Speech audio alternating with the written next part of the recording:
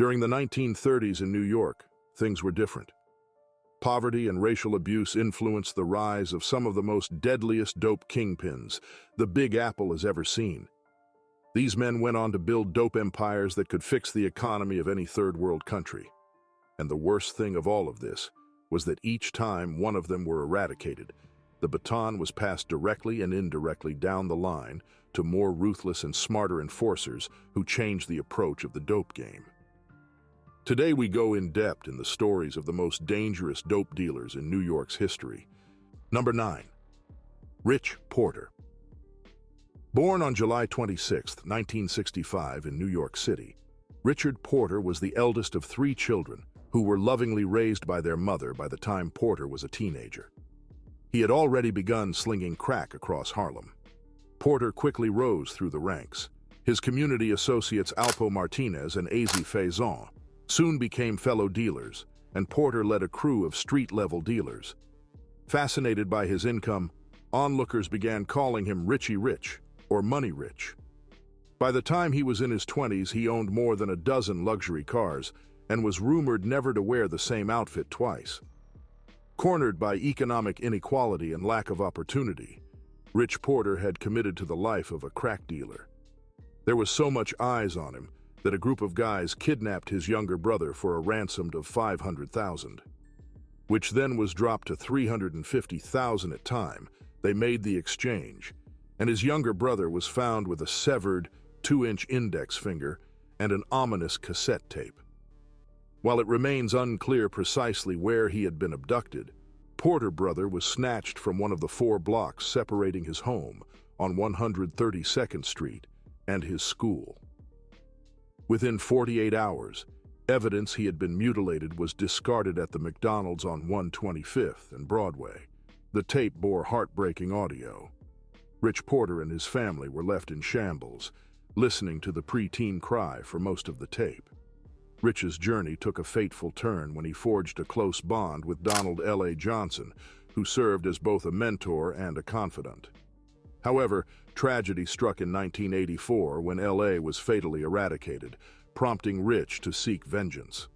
In a misguided attempt to avenge his friend's death, Rich found himself entangled in legal troubles, serving a year in prison on a gun charge.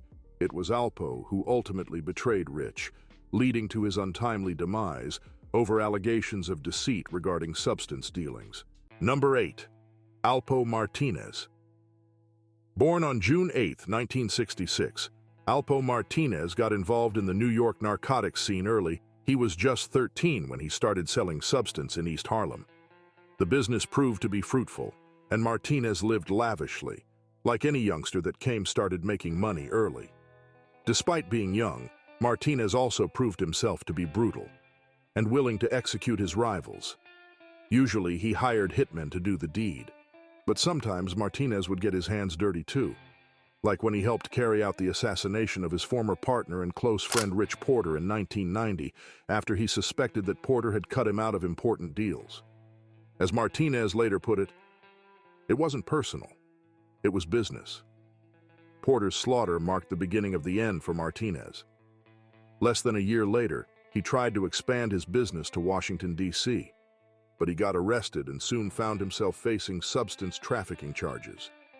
It was then that Martinez was offered a deal, become a federal witness in exchange for a lessened sentence. Martinez took the deal and sold out friends and partners. He pleaded guilty to contracting 7 massacres, and his testimony effectively brought D.C.'s coke infrastructure to its knees. After Alpo Martinez was released from ADX Supermax Federal Prison in Florence, Colorado in 2015, he officially entered witness protection. He got a new ID card for his new name and was instructed to move to Lewiston, Maine, a small, low-key city. At first, it seemed like Martinez was turning his life around. He moved into a new apartment where he was well-liked by his neighbors, got a job at Walmart, and even played basketball with local teenagers. Just 2 years later, Martinez founded his own construction business. His crews, and other people he encountered in the area, never suspected that he had once been involved in countless violent narcotics deals. Unfortunately, Martinez had trouble fully leaving his old life behind. Shortly after getting out of prison, he reached out to his old friend, wanting to explain why he had turned informant back in the early 1990s. But it went beyond that. He began going back to Harlem, despite being warned about the dangers of going against his witness protection arrangement. By 2020, Martinez was coming to Harlem so often that he was barely ever in Lewiston. He seemed determined to fix his reputation in his old stomping grounds, but his status as the mayor of Harlem had long faded. Then, on October 31st, 2021, Martinez was slayed. Number 7. Guy Thomas Fisher. Guy Fisher was born in 1947 in the South Bronx, New York, the eldest of 5 siblings. Fisher had a close relationship with his mother, a pediatric nurse who worked hard to raise her children in the low-income Patterson projects. Fisher's father, however, struggled with dependence on alcohol and gambling. After losing the rent and grocery money to his addictions, he often physically abused Fisher's mother and siblings. By the time Fisher was a teenager, his father had abandoned the family. Fisher grew protective of his siblings and always looked out for his family. Most children, suffering from a lack of parental supervision, wandered the neighborhood and fended for themselves on the streets. Fisher often found himself holding his own in fights on the block. His penchant for street fighting eventually landed him in Elmira Reformatory, where he served 2 years on an assault charge as a teenager. He dropped out of high school shortly thereafter. After he was released from Elmira, Fisher began hustling for quick money. Started off selling cheese and cold cuts from a van on Harlem street corners. He soon became frustrated with the long hours and low wages. Fisher decided to change careers. He used his street contacts and the money he had saved to purchase illegal substance. Fisher's profits increased significantly. Despite this, Fisher was often seen in warm-up suits and sneakers. He made cash selling bags to people outside department stores and often peddling clothes at a discount. During this time, Fisher began dating a young woman named Olive McDonald. She, in turn, put Fisher in touch with Leroy Nicky Barnes, by then a notorious kingpin. Barnes saw potential in Fisher and took the young man under his wing. By 1973, at the age of 25, Fisher had made it into Barnes's exclusive underground organization, the Council, which consisted of a 7-member circle of trusted associates. Each of the individual partners in Barnes's syndicate had their own crew of men to distribute substance to smaller dealers. They would then collect the money and distribute the profits accordingly. Through these dealings, Barnes and Fisher became close friends and confidants. They also began investing in businesses together, including 2 multi-million-dollar housing complexes. A year later, local police stopped Fisher for a routine traffic violation. Fisher was using a false driver's license and attempted to evade arrest by bribing law enforcement agents. The officials refused the money, and the incident landed Fisher in prison for 9 months. While serving his time, the council was under close investigation by undercover law enforcement agents for their dealings in the substance trade. That September, Barnes and the council were placed on trial. Much of the federal law enforcement's undercover surveillance of Barnes and his group occurred while Fisher was imprisoned. Because of this fact, Fisher's lawyer was able to argue that his client did not participate in the conspiracy mentioned in the federal case. This fact led to a hung jury in Fisher's trial, and he became the only member to escape sentencing. In early 1978, using the money he had earned through the illegal trade, Fisher purchased and renovated the crumbling Apollo Theater in Harlem. Fisher saw his narrow escape from prison as a second lease on life and decided to become a legitimate businessman. Despite his legitimate success, Fisher resumed the heroin trade as head of the council with Barnes's help.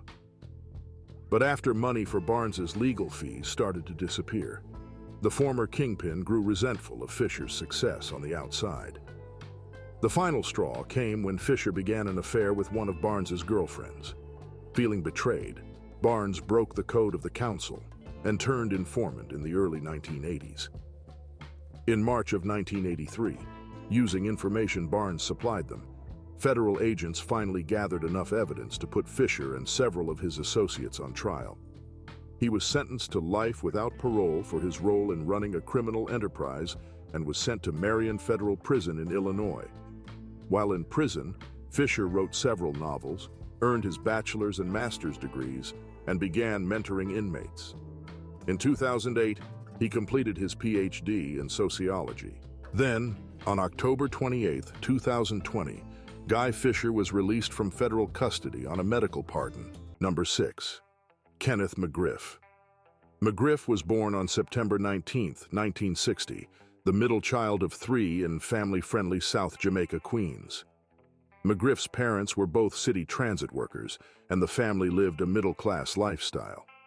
McGriff was introduced to a sect of the Nation of Islam called the 5% Nation while attending Catherine and Count Basie Junior High School. The 5%ers were formed in the 1960s, based on the belief that 5% of the African American population were destined to be its natural leaders. McGriff's involvement with the group earned him the righteous name, the Supreme.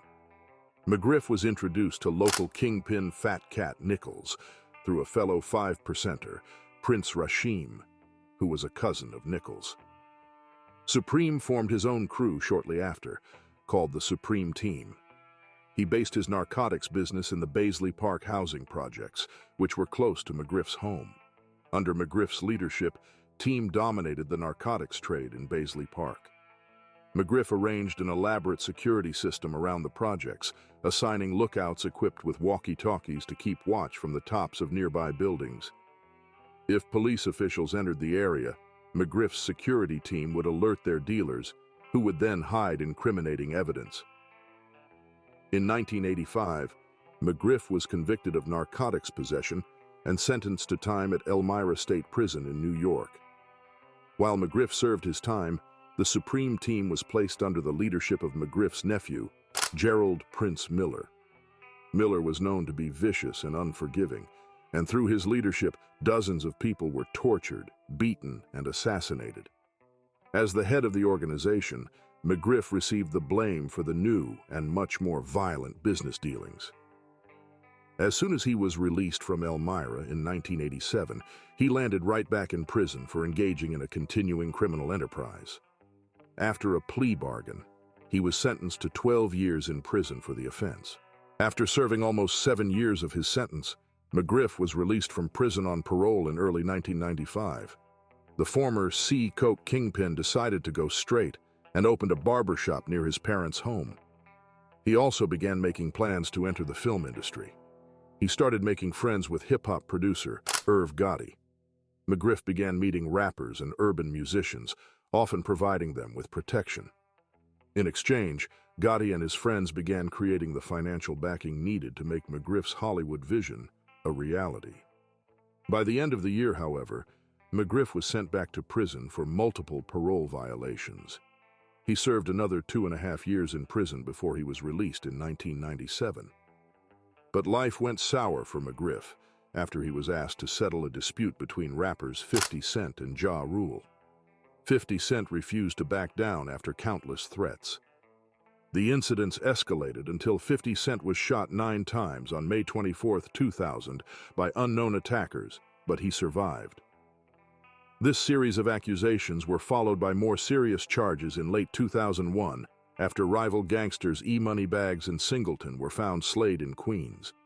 Investigators believed that McGriff had hired executioners to exact revenge on the two men, who were allegedly responsible for the death of McGriff's friend, Black Just Johnson. After the slaying of 2 more men who were working with Supreme, police gathered enough evidence to imprison McGriff in 2002. In 2003, Gotti also came under investigation, putting his record label in serious jeopardy. Gotti was charged with laundering funds for McGriff in 2005, but the jury declared Gotti innocent on all charges. Despite the victory, McGriff was convicted of narcotics trafficking, racketeering, and homicide in New York federal court. Using testimony from a hitman, text messages, and alleged video evidence of the victim's last few moments alive. On February 9, 2007, the jury sentenced McGriff to life in prison.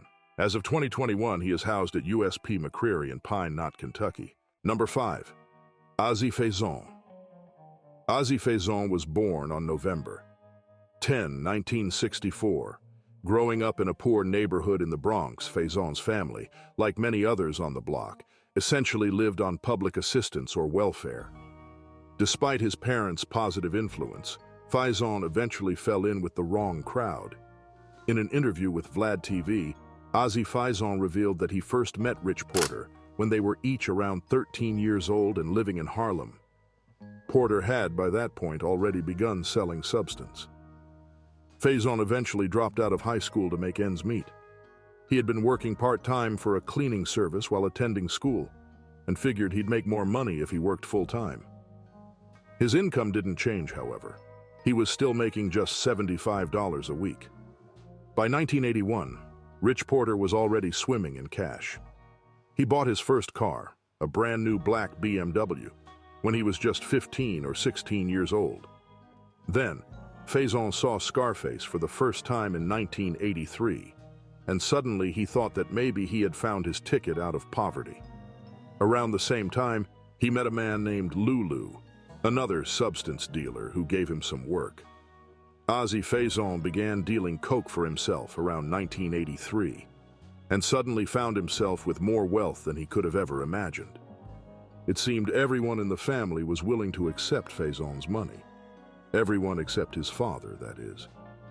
Faison's father actively refused to accept any money from him and demanded that his wife do the same. Faison's father warned him that nothing but trouble would come of dealing with narcotics, but Faison shrugged him off. He would later say that this moment marked a turning point in his relationship with his father, and that his father essentially cut him off until years later when Faison got shot. Around 2:30 a.m., police responded to a call reporting the sound of gunshots from a third-floor apartment in South Bronx. Upon arrival, the police found 6 people, all of whom had been shot in the head and body at close range. As it turned out, the apartment belonged to Faison's aunt, and he was using it as one of his stash houses. Faison was shot 9 times that night after a group of robbers broke into the stash house. He was sent to the hospital, as he was in a critical condition. Faison's business took a major hit while he was recovering. By this point, he was working closely with Porter and Martinez to expand their coke empire. But with Faison temporarily out of commission, the relationship between the three began to be strained. Then, on January 3, 1990, Alpo Martinez executed Rich Porter and buried his body in the woods, allegedly because he believed Porter was cutting him out of deals. He would later express regret over having to slaughter someone he considered a brother, but also noted that it was just how he conducted business. For Faison, though, Porter's death was the final nail in the coffin. Roughly a year after Porter's death, Alpo Martinez was arrested on a litany of federal narcotics charges for which he would ultimately work out a plea deal, which involved him selling out a number of his former friends. This would also lead Martinez to enter witness protection and change his name. Faison, meanwhile, was trying to get out of the game. But Porter's assassination also made Faison realize how violent and screwed up his world had become. He couldn't wrap his head around the violence, and he came to realize that the narcotics he had been pushing were actively ruining people's lives. Faison became a completely different man, one who hated the idea that he and his former friends would be considered legends. He was once quoted saying, "I wish I never played this game." Number 4. Fitzgerald Simmons. Fitzgerald Fritz Simmons was a legendary kingpin who ran one of the most successful narcotics operations in Harlem during the 1980s and 1990s. Despite his significant role in the substance trade during the 1980s, Fritz's story is one that is often overlooked in the history of Harlem's underworld. Fritz grew up in poverty in Harlem and turned to substance dealing to make a living. He quickly rose through the ranks of the substance game, eventually becoming one of the most successful dealers in the city. Fritz supplied white powder to some of Harlem's most infamous dealers, including Rich Porter. What set Fritz apart from other dealers was his business acumen. He operated on a small scale and kept his operation quiet, with only 2 trusted associates. He avoided the typical structure of narcotics operations with multiple lieutenants, disciplinarians, and workers, and instead relied on his own intuition and expertise. He had a unique approach to the trafficking game. He used a consignment model rather than assembling a crew to handle the substance. He was confident that he knew what he was doing and knew exactly who to give the coca to, and he was proven correct. Fritz earned the nickname the Consignment King. Fritz's low-key behavior also set him apart from other dealers. He drove a modest Nissan Maxima and never moved out of Harlem despite making millions of dollars. Fritz was well known in the community because Fritz took care of his neighbors, giving money for groceries, rent, and even back-to-school clothes for children. Fritz also helped those in the trade, giving 30 free kilos of substance to Rich Porter when his brother was kidnapped, so Rich could raise the ransom money demanded by the kidnappers. Fritz died in 1991 after being infected with HIV from a blood transfusion at a New York hospital, following treatment for a gunshot wound. Number 3. Nicky Barnes. Leroy Nicholas Barnes, who was born in 1933 in Harlem, was one of the most powerful New York dealers of the 1970s. His career as a coke lord began in 1965 when he was imprisoned for substance consumption. While in Green Haven Correctional Facility in Dutchess County, New York, he met Italian mafia leader Crazy Joe Gallo. After both were released, Gallo helped Barnes form a mass dealing organization. Despite Crazy Joe Gallo's slaughter on April 7, 1972, Barnes continued to expand his business. He acquired the nickname Mr. Untouchable because the police's attempts to charge him for his crimes consistently failed due to absence of evidence or unreliable witnesses. By 1973, Barnes gathered the main kingpins in New York City to form for the first time a citywide organization called the Council. Modeled on similar Italian mafia organizations, the aim of the Council was to bring order to the substance dealing market by regulating territories and prevent gang wars between African-American coke lords. As his illicit business grew, so did Barnes's reputation in the underground domains of New York. Newly elected President Jimmy Carter was said to be appalled by the prominence of Barnes and ordered federal law enforcement officials to intensify their efforts to arrest him and bring down his crime organization. President Carter insisted that Barnes be tracked down and arrested by the Justice Department. As a result, later in 1977, Leroy Barnes was arrested by federal and state authorities in New York City. He was tried in a U.S. District Court for interstate trafficking, convicted, and sentenced to life in prison on January 19, 1978. After entering prison, the former coke lord began to cooperate with local and federal authorities. He was an undercover informant and then a prosecution witness, helping to convict his previous associates. Thanks to the information he provided, Barnes was released early at the request of the United States Attorney in Manhattan. Finally released in August 1998, he was placed in the Federal Witness Protection Program. Because he was in witness protection with a new identity, the death of Leroy Nicky Barnes was not reported when it happened. In June 2019, one of his daughters reported that Barnes died of cancer in 2012. Number 2. Bumpy Johnson. Bumpy Johnson was born on October 31, 1905 in Charleston, South Carolina. He was given the nickname Bumpy due to an abnormal growth on his head. Despite moving up north, there was no avoiding the scourge of racism, and Johnson, with his small frame and thick Southern accent, was a target for bullying.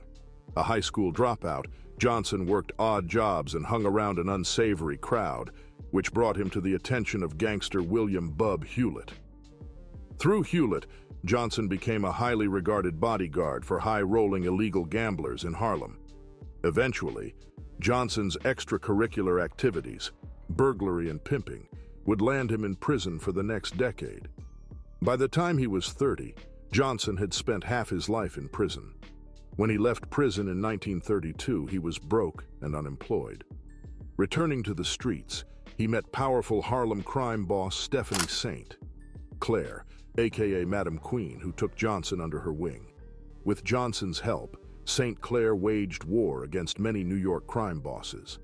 Serving as St. Clair's bodyguard and chief enforcer, Johnson slayed and kidnapped over 40 people during this time, but the duo's war against the mob was futile.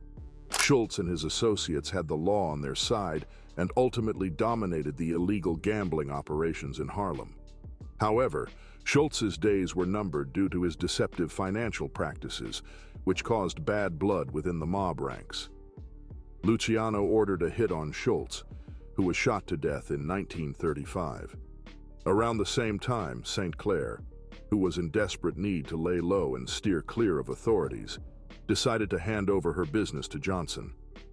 Now that Schultz was out of the way, Johnson and Luciano, who were once enemies, made an alliance, allowing Johnson to control all of Harlem's rackets as an independent operation, as long as Luciano's crew would get a slice of the profits. Even though the community greatly feared Johnson, they also loved and respected him. In 1951, Johnson received a 15-year prison sentence for conspiring to sell substance in New York, serving most of his time at Alcatraz prison in San Francisco Bay, California. He was released from prison in 1963, 5 years before his death. While eating soul food at a restaurant in Harlem, Johnson died of a heart attack during the wee hours of July 7, 1968. Number 1. Frank Lucas. Born September 9, 1930, Lucas grew up in rural North Carolina during the depths of the Great Depression. Many Americans in the rural South were poor at this time, but most African Americans suffered the deepest poverty. Lucas spent much of his early youth looking after his younger siblings and getting into trouble. He has claimed that the one incident that sparked his life of crime was witnessing the homicide of his cousin. He was only 6 years old when 5 members of the Ku Klux Klan, shrouded in sheets and hoods, showed up one night at the shack where he was living. The men slayed Lucas's 13-year-old cousin on the spot, claiming he had looked at a white woman in a flirtatious way. But like much of the folklore surrounding Frank Lucas, investigators have never uncovered evidence to support his claim. As the oldest boy in the family, Lucas had to find ways for the family to survive. With the Depression raging on, it was difficult to obtain and hold a job, so he resorted to stealing food. He later got in trouble and had to leave his hometown. Lucas arrived in Harlem in the summer of 1946. People told him to be smart and get a decent job as an elevator operator or doorman at a hotel. But Lucas saw how real money was made on the streets, through illegal gambling and substance. With each ensuing crime, he became bolder and more ruthless. He first robbed a local bar at gunpoint. Then he stole a tray of diamonds from a jewelry store. Feeling confident, he brazenly broke into a high-stakes crap game at a local club and robbed all the players. Then, in the summer of 1966, on a crowded sidewalk, Lucas shot a local thug. His efforts caught the eye of Ellsworth "Bumpy" Johnson, a longtime Harlem gangster who controlled gambling and extortion operations. Frank Lucas learned well from Johnson, but took his teachings to a whole new level, developing one of the most lucrative crime organizations of the 20th century. Johnson died in 1968, leaving the control of Harlem up for grabs. Lucas took the opportunity to seize as much territory as he could. Frank Lucas wanted to be rich. He not only believed he could make it big in the coke world. Frank Lucas realized that to take over Johnson's operation, he needed to break the monopoly of the Italian mafia. His idea was to bypass the mafia's substance trade in Harlem and go directly to the source of the coke. He decided to travel to Southeast Asia. Frank Lucas had what is called an expectation of invincibility. He really thought nothing of getting on a plane by himself and traveling halfway around the world to Thailand. He knew little about the country and didn't speak the language. Yet he was engaging in one of the deadliest occupations imaginable, international dope trafficking. On his arrival in Bangkok in 1968, Lucas met Leslie Ike Atkinson. Atkinson agreed to supply Lucas with the substance. but Lucas wanted to see the operations for himself. The two men traveled for nearly 2 weeks through the jungles of Thailand until they located Atkinson's main connection and business partner, a Chinese Thai gentleman named Luechi Rubiwat. Rubiwat, also known by the code name 007, controlled several hundred acres of poppy fields in the Golden Triangle, a dense jungle area on the borders of Thailand, Burma, and Laos. Next to the poppy fields were caves bored into the mountains, where the poppies were then processed into dope. On Lucas's first trip, he bought 132 kilos of high-quality dope for $4,200 per unit. In Harlem, he would have paid $50,000 for a kilo from the mafia. Lucas and Atkinson created an army inside the army of draftees and enlisted men in order to set up the international distribution system.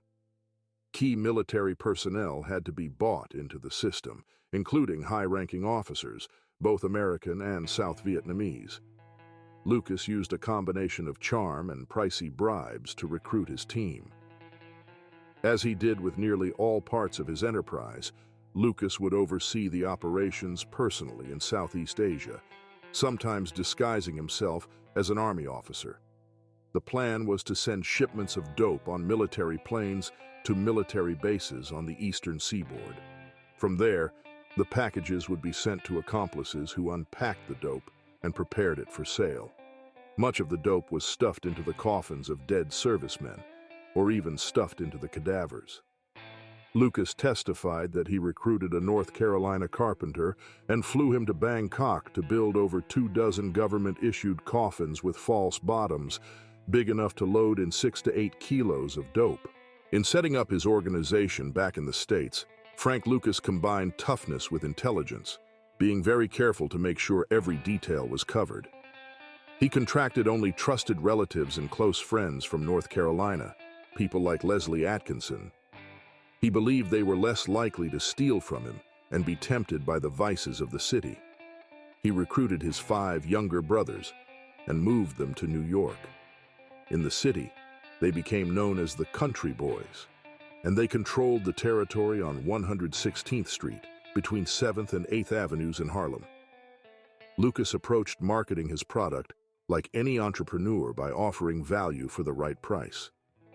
Because he was getting nearly pure dope directly from the source, he was able to cut the substance at a higher level, usually between 10 and 12%, when most street heroin was only about 5 to 6%. Just as Lucas had planned, the money came pouring in. He often bragged that he was making $1 million a day.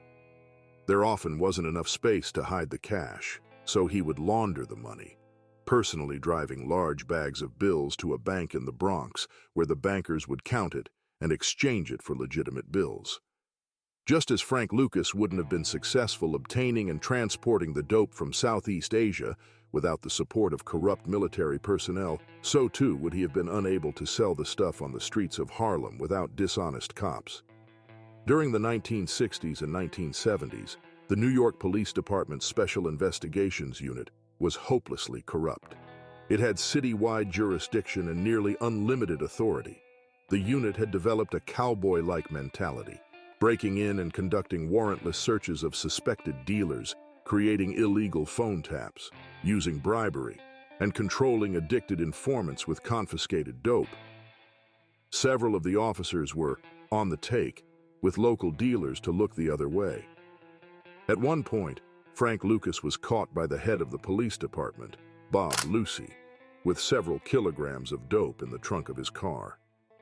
According to Lucas, he was taken to the police station, where he had to negotiate his release with an offer of $30,000 and 2 keys of dope. This was a common practice and made many New York police officers participants in the crimes they were supposed to be stopping. In time, the police corruption made national news, and the Justice Department wanted it stopped. In 1971, officials in Essex County, New Jersey, formed an investigative narcotics unit called the Special Narcotics Task Force, headed by then Assistant Prosecutor Richard "Richie" Roberts. Serving as a detective in Essex County since 1963, Roberts was a former U.S. Marine and recent law school graduate from Seton Hall University. He was very street smart and was known as a cop who did what he had to do to get the job done. Unlike some of his counterparts in the New York Police Department, Roberts was incorruptible. On January 28, 1975, after a lengthy investigation by the task force, a DEA strike force staged a surprise raid on Frank Lucas's house in the upscale neighborhood of Teaneck, New Jersey. They found keys to several Cayman Island safe deposit boxes, property deeds, and a ticket to a United Nations ball, compliments of the ambassador of Honduras. In short order, 10 individuals were arrested, but none of them was Frank Lucas. Yet there was no direct evidence tying Lucas to the dope operation. Then came a break. During the interrogation of suspects, Lucas's nephew, one of the country boys, broke. He named names, showed investigators where buys were made, and identified public payphones used to make dope deals. Assistant Prosecutor Roberts used the evidence to charge 43 people, many in Lucas' immediate family, with the crime of substance trafficking. Admittedly, Roberts had a weak case against Lucas, but with the corroboration of the co-defendants, he was able to put enough evidence together to go to trial. At the trial, several people testified about the devastating effects of dope, particularly Lucas's Blue Magic brand, which was far more potent than most dope and caused many deaths due to overdose. Roberts made the case against Lucas, declaring he had executed more black people than the KKK with the sale of Blue Magic. The jury turned in a guilty verdict, and Lucas was sentenced to 70 years in prison. After a few short months, Lucas turned informant and gave names of mafia accomplices and corrupt members of the New York Police Department. He even gave up Atkinson, who was his dope connection in Thailand. Lucas's testimony resulted in 150 multi-defendant cases, including 3/4 of New York's Drug Enforcement Agency and 30 members of his family. As a reward for his information, Lucas's sentence was reduced to 15 years, and he was released in 1981. He was arrested again in 1984 for trying to exchange an ounce of heroin. By this time, Richie Roberts had gone into private practice as a defense attorney, and upon hearing of his one-time nemesis's arrest, contacted Lucas. Even though Lucas had once ordered a $100,000 contract on Roberts' life during the first trial, he was willing to defend Lucas, who accepted. Largely through Roberts' efforts, Lucas received a sentence of 7 years, light for a man who had been convicted twice for a similar crime. When he was released from prison in 1991, Roberts contacted Lucas and again offered his help, this time to get his life straight. After his final prison release, Lucas returned to a devastated Harlem to witness the poverty and squalor, caused in part by his illegal business. For possibly the first time, he began to realize how destructive his enterprise had been to individuals and an entire community. Lucas repented, saying, "I did some terrible things. I'm awfully sorry that I did them. I really am." As a result, he has spent much of his remaining life working to repair the damage he caused. Lucas died of natural causes on May 30th, 2019, in a facility in Cedar Grove, New Jersey.